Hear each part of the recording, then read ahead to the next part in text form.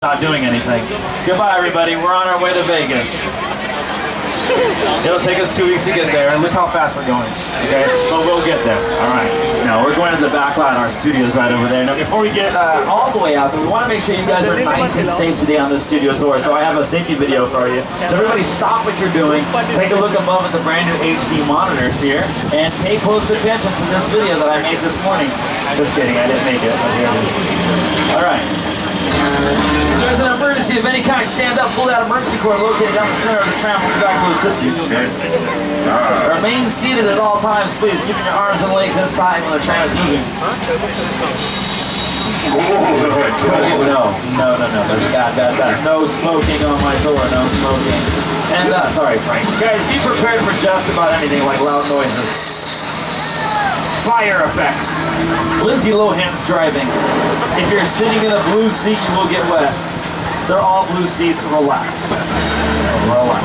All right. Make sure you hang on to your belongings, your purses, your cameras, your cell phones, your husbands, your kids, and your shoes. I wouldn't have to say that this never happened. People drop their shoes off the sides of the trams all the time. How that happens, I have no idea. Keep your shoes on your feet. All right.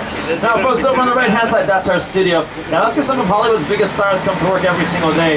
And speaking of big stars, here's one of them for you right here. She's my friend, Academy Award-winning actress. You know her, you love her. It's Whoopi Goldberg. What's up, Whoopi? Everybody, welcome to the Universal Studio Tour.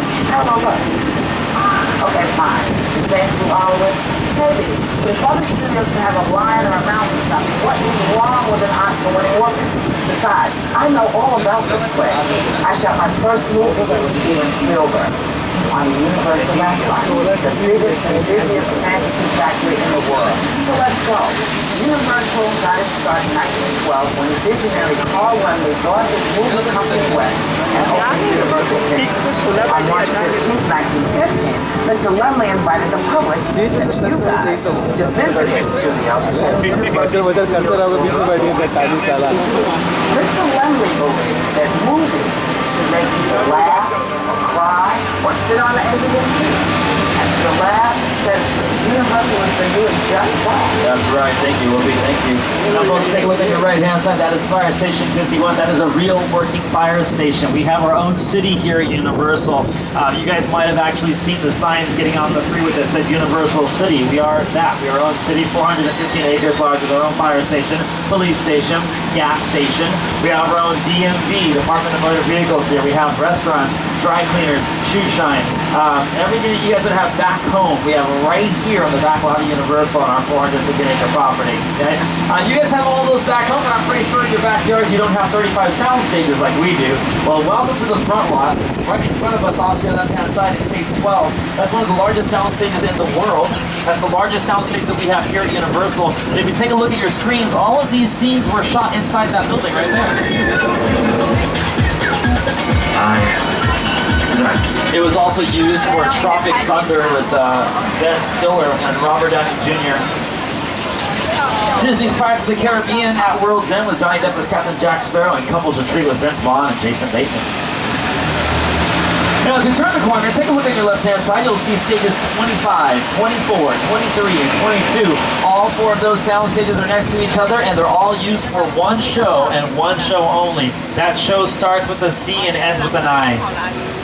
CSI, Crime Scene Investigation. They do film right over on the left. And if you watch Crime Scene Investigation CSI Miami, I hate to ruin the magic for you, but they do not film in Miami. They film right here in Long Beach, California, baby. Now, most of these sound stages are what we call closed sets, meaning that only the immediate cast and crew and invited guests are allowed access inside. However, the next time you visit Universal, be sure and check out our VIP experience, where you can become one of those invited guests and actually get the opportunity to walk on and explore these sets used for filming. Now, I told you the largest and the busiest, but what about the oldest sound stage? Well, take a look on your right-hand side. There it is right there. That's stage 28. Now, Soundstage 28 was constructed back in 1924 here on the lot of Universal, and it was built to house the elaborate Paris Opera House for Phantom of the Opera, starring Lon Chaney, a man of 1,000 faces in his most famous film role. On your screen, there it is being built. That's what it looked like in the movie. It was also used for movies like Bride of Frankenstein, Psycho, The Lost World, Jurassic Park, and even this guy, the Grinch from Dr. Seuss's How the Grinch Stole Christmas. Over on the left is stage 27, where you can see a portion of a set that they're constructing inside there for a film. Now, everybody thinks that here at Universal, all we do is make movies. That's absolutely false. We don't make just movies here. We do TV shows, commercials, music videos. It all happens here on the back lot of Universal, even on the front lot inside the sound stages. Now, I'm also not sure you guys know that Universal Studios is part of NBC Universal. It's one of the world's largest entertainment companies. Now, this media powerhouse not only consists of Universal Studios, but also some of your favorite TV networks like NBC, E, Sci-Fi, USA, Bravo, Telemundo, the Golf Channel, CNBC, MSNBC, the Weather Channel, Oxygen, Versus, just to name a few. We're going to be coming up to our TV stages, which will be on your right-hand side. Now, this is where we used to film TV shows with a live studio audience inside, like Who's the Boss with Tony Danza, Separated the Teenage Witch, with Martin Lawrence. But right now, if you take a look on your right, is stages 43 and 44. That's where they filmed the hit show on NBC called Parenthood. How many watch you guys? You guys watch that show? It's a great show. It stars Craig T. Nelson, Lauren Graham, Guy Shepherd, and it filmed right inside there. Take a look at your screens. Now this set is right inside that building right there. Okay? There's a couple of kids that are in this show and they play a big part. But kids, just because you're on a hit show doesn't mean you don't go to school anymore. Take a look on your right hand side. When they're filming, one of those trailers turns into a schoolhouse. So the kids go to school while filming here in the back lot of Universal. We have a lot of history here at Universal. We are the biggest, the busiest, the most historic studio in the world. If you take a look on your left-hand side, you'll see these beige bungalows. Those used to be dressing rooms for Rock Hudson, Doris Day, Lucille Ball. They're still standing today, and they're being used as production offices for writers, producers, and directors. And one of them is belonging to Chris Meledandri from Illumination Entertainment. He's the producer of the blockbuster hit Despicable Me, but he's also talking about his recent project, live-action animated comedy Hop. Here he is to talk a little bit about that. Hop tells the story of the son of the Easter Bunny, who's been raised to follow in his father's footsteps. They're centered on Easter Island. Underneath all of the massive heads is this magnificent candy factory. It reminds me of Charlie and the Chocolate Factory. In Hop, we're going to bring to life all of the iconic characters of Easter in a way that you've never seen before. Look at this. How cute this stuffed bunny is! Oh, he's so soft and cute and cuddly and warm. Alright, you guys know we're going to switch gears here. We're going to say goodbye to the front lot and take us now to the back lot. By show of hands, how many of you guys remember waking up on June 1st, 2008, turning on the news and seeing that the Universal back lot was on fire? Remember that? It was a big fire. I was working that day. They say we lost 3 to 4 acres in just 2 hours. And this whole entire area back here, Metropolitan Sets, it all burned down to the ground. Okay, take a look at your screens. This is what it looked like. This is about 2 months after the fire.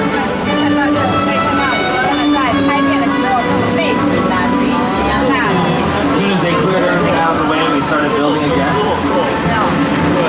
It took them 2 years to rebuild these sets, but with the help of a very, very famous producer and director, Mr. Steven Spielberg. He came out here, he surveyed the damage, and he helped us rebuild New York Street in the metropolitan area.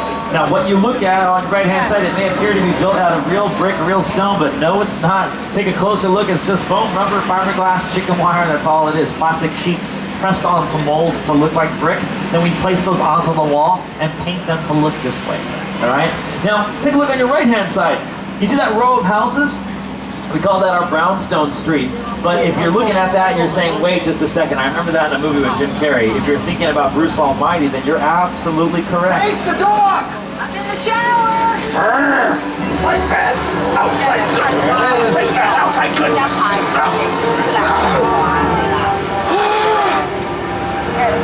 Oh, you're done now. Great. B-E-A-U. That's right. Let's play that one more time. But I'm going to turn the volume down so you guys can get a better view of how this is. Now, this scene right here is done inside of a soundstage like the one we passed earlier. Okay. About 2 months later, when they're ready to film on the back lot, they come out here and they have to reshoot this, put him back into this blue shirt, and then refilm this scene and pick it up from right here. 2 months later. All right. Now you see the guy walking. That's an extra. The speed limit sign, the cars, the trees. Take a look on your right. They're not there. They're all fake. We put them in right before we start filming. That's it. Oh, you're done now. Great. B-E-A-U. Now, how many of you guys are huge fans, like I am, of the Back to the Future films? Oh yeah, me and my brothers, we grew up on that. We love those movies, and being here in the industry and working as an actor, it's just one of the things you just love is Back to the Future, Michael J. Fox, Christopher Lloyd. Cool thing is, take a look. You're in Hill Valley from the Back to the Future films. Over on the left-hand side, that City Hall building, that was the clock tower. There it is, still standing to the day.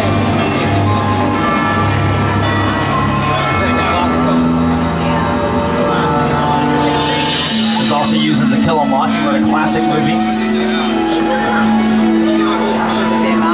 Bruce Almighty. Now, one thing that Steven Spielberg did was before he started building the new sets, is he asked all the directors that have used these sets before the fire in the last 5 years and asked them what's one of the things that they want to see happen. One thing they wanted to see was they wanted to have more practical sets.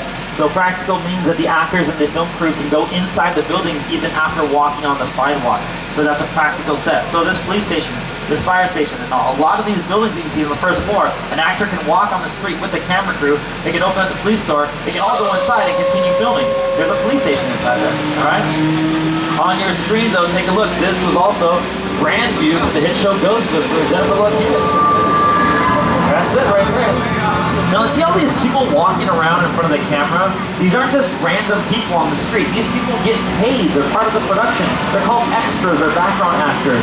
I've done it several times here in the industry, and anybody can do it. You go down to an agency, you sign a form, you pay $25, they take a Polaroid picture of you, and then before you know it, they call you up and they say, hey, we need you to come down to the set of this show or that music video or this movie and walk in front of the camera 1,500 times all day long. It's a lot of fun. You get some really good food and get to hang out with some actors. What about the cars that you see? You see those cars driving around in front of the camera? Those cars, people are sitting in those cars all day long and driving around in front of the camera, and they get paid for that as well. Now over on the left-hand side, you see that large orange building? Take a closer look at it. It's a hand-painted mural. That's all it is. It's a hand-painted mural. Now the reason why we built that like that is that over on the right-hand side, if you're filming down on Brownstone, and the camera catches a glimpse of that wall, you want it to look absolutely real, okay? How many of you guys remember the movie Changeling with Angelina Jolie?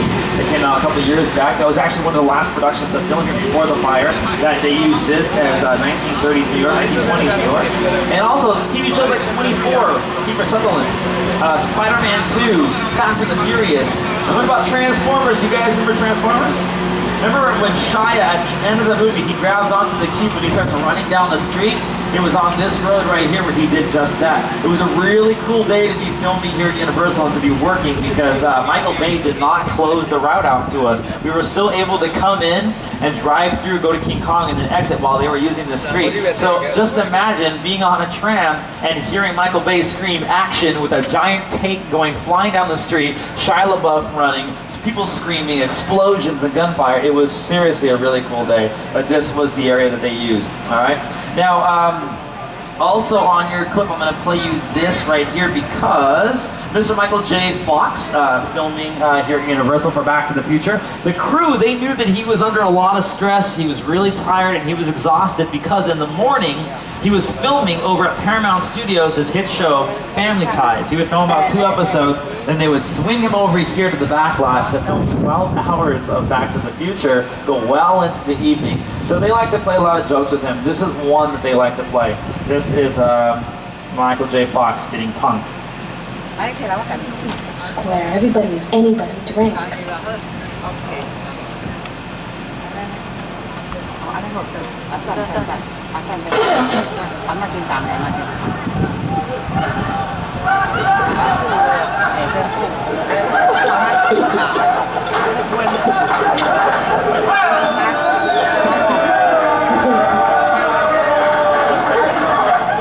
haven't seen it, but apparently if you get the Back to the Future Special Edition, they have a lot more clips of that, of them punking him.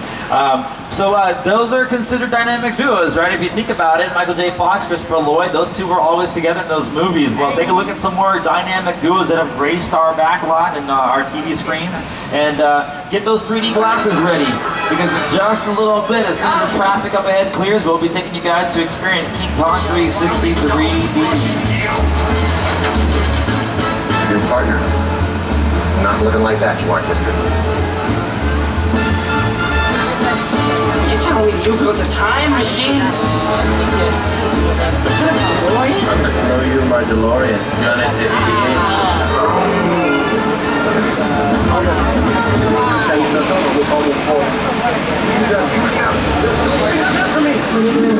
Soup. Over house? Or rent? Rent. What do you do for a living? Lots of things. What's your office? I don't have one. How come? What's your wife? Don't have one. How come? It's a long story.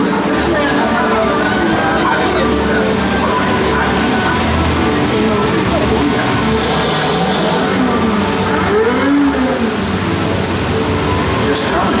Don't say anything. No, I'm not. Want to do this? Why would I want to do this? Stephanie, that's beautiful. No, Stefani. Like Gwen Stefani. Even that. It's bad. You just said you never said I was hurt. I asked you if you were hurt. You said, yeah, I'm hurt. Because you didn't say I like the needles are jumping. Yeah. Orders. Orders. Shake on it, baby. The dynamic duos. Now, I mentioned this name earlier going through the Metropolitan set, Steven Spielberg. Everybody knows who Steven Spielberg is. He did play a big part in creating these sets that you're looking at to the left and to the right. Like I said, he came out here with his team, the same team that built his movie sets for his movies. They helped create this. He considers this to be his home, and he'll tell you this right here in this clip. And get ready. I was about, 16 years old. I began hanging out at Universal during my summers. College nearby, I continued to come on a lot.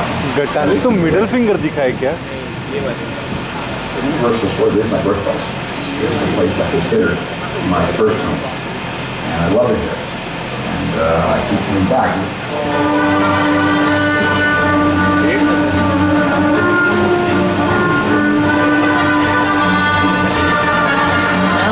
Have taken our studio tour prior to the fire. Yeah, a couple of you guys back there, so you guys remember King Kong? A large puppet that would grab the tram and shake it around, scare kids like crazy, including myself when I was young and I would come here and take the tour. Well, he burned down to the ground as well. Everybody was sad about that. We knew we had to bring King Kong back to life, so we teamed up with another director, Peter Jackson, who recreated King Kong in 2005. He gave us King Kong 360 3D, which we'll be showing you in just a little bit.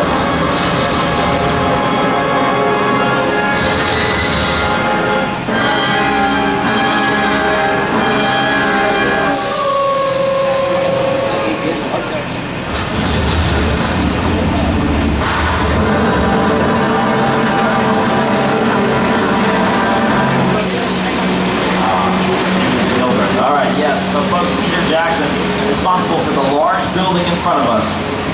See that large building? That's where we're headed. That's King Kong 360 3D. It's 12 stories long, 7 stories tall, and utilizes some of the most advanced technology in filmmaking today. So have your cameras out and get them ready, get your 3D glasses ready. And here's Peter Jackson talking about King Kong 360 3D.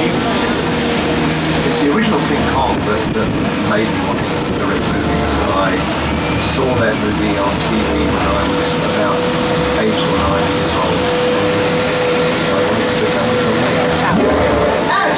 I like films that just take you away from your real life and sweep you up to the edge. King Kong literally does that. I mean, you're on board the ship, you're sailing to a lost island, you're encountering monsters and creatures from prehistoric times. So I was thrilled when Universal invited me back to Skull Island, and it's great to have you along for the ride.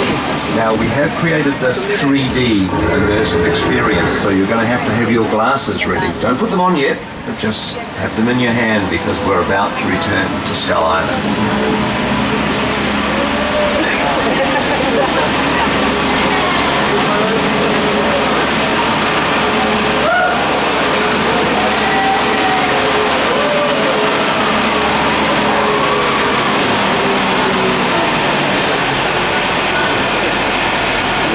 Really put a lot of thought into the character and personality of Kong, and he's so much more than a monster. In fact, he's not a monster. You know, he is an incredibly majestic, ancient creature. He's a force of nature. He's old, he's wise, he's proud, he's fierce, and obviously he has a heart. The most important feature with Kong are his eyes. Kong's eyes are wonderfully expressive. They're full of emotion. His eyes are like a window into his personality and his heart.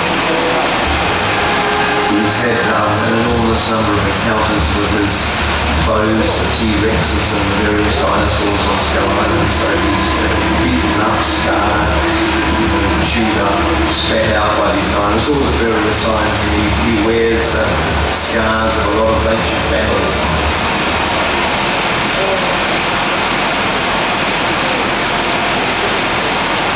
In a sense, this is like a mini sequel, a mini continuation. We are just taking the Kong and Skull Island and the dinosaurs that we established in our feature film, and this is another day, another incident on Skull Island, using the creatures and the character and personality of Kong as he appeared in the movie.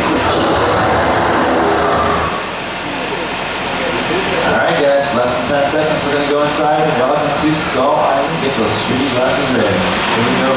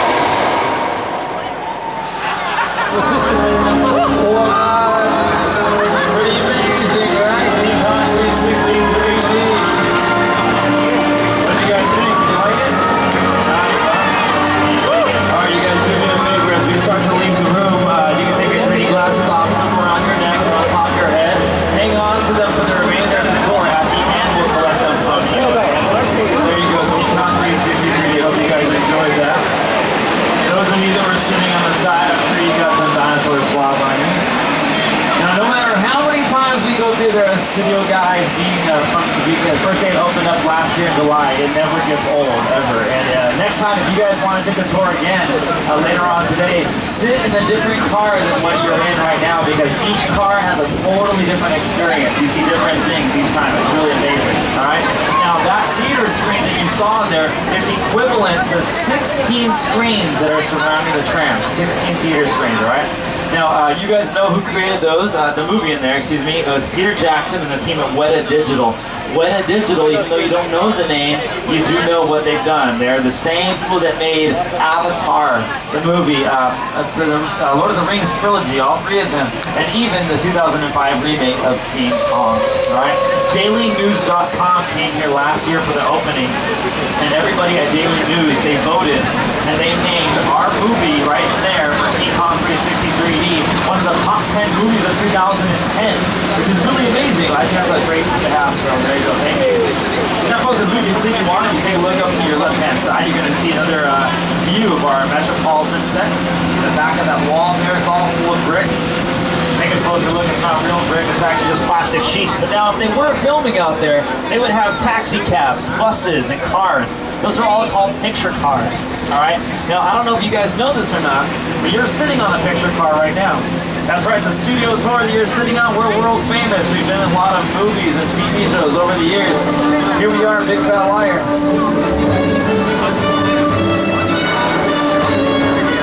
And then, of course, earlier on, a lot of TV shows.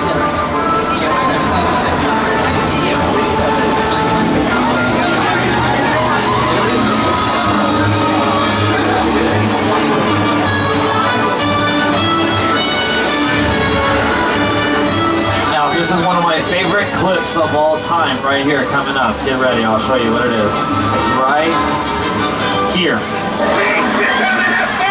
Just sit down and have fun, damn it! Alright, well, welcome to our transportation department. Take a look on your left-hand side. I'm sure you guys will recognize these cars. These are some of the drift racers from the Fast and Furious films. The little guy on the ground coming up, that's the Starman Norman from the Little Rascals movie. The Deathmobile from Animal House. That's the Magnum PI Ferrari 308. Guys, don't get too excited. It's not a real Ferrari. That's actually a VW Bug with a fake Ferrari shell on top. And then, of course, we have the Mule from Serenity. And you can't have all these picture cars and not have the DeLorean from Back to the Future. There he is right there. However, that's one of 15 DeLoreans. Okay, that's one of 15 because they built 15 DeLoreans for that movie, but only 5 of them could be driven around by actors or stuntmen. Then, of course, you have some of the Fast and the Furious from the Fast and the Furious Tokyo Drift. That's Mr. Bean's Holiday Austin Morris Mini 1000, and the tank that you see off the left is from Doomsday. Alright, now let's go back to talking about the Fast and the Furious. Every time you saw one of those scenes where those cars were flying down the road with an actor inside, take a closer look at them, because nowadays a lot of these really cool action sequences are done with CGI, computer-generated imagery, motion control effects, so that nobody's hurt, nobody's harmed. Even the stuntmen sometimes are replaced with these computer graphics. We're going to show you how we can do that by going inside of this soundstage here. This is an open-air special effects soundstage. Over on the left-hand side, that's Karma and Carnage. This is a decked-out Tokyo garage. Now, what we're going to do is we're going to do a test run for you. They're going to show you what they can do. And now, just imagine, if you will, they're going to be in front of a blue screen or a green screen during a real filming set. Okay, so here we go. Whenever you're ready, guys, start the show. Clear on the set. Clear, go for it. Let's see the bullet hits. And go. Smoke. Go. Fire. Go. Okay, we're clear for a full run through. All systems checked. This one's for real, guys, so watch out. And action.